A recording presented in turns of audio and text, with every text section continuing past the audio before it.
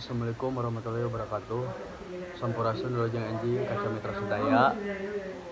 Alhamdulillah ayeuna urang tiasa patepang dina ngabagi warta ka Balarea.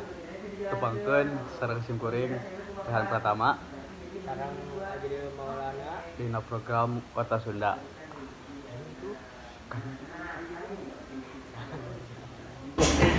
Kurang we deh pake deui. Pemirsa simkuring di dia bade ngabahas konvoy Persib di tempat Kota Bandung Kaping 25 Mei 2025. nah iya beda deui cenah. Ribuan bobotoh ngagubraga jalan-jalan Kota Bandung nuturkeun konvoy ngarayakeun Persib Bandung jadi jawara back to back Liga 1.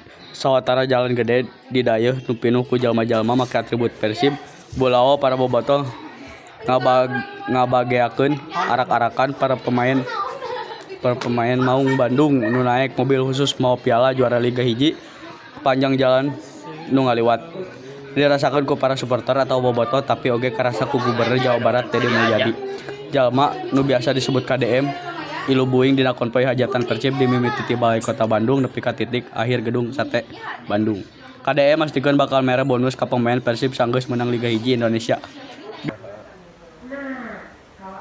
Sakitu bae warta ti simkuring wilujeng patepang di dina lain waktos. Simkuring Ajril Maulana Sareng Rehan Pratama atur nuhun. Wassalamualaikum warahmatullahi wabarakatuh.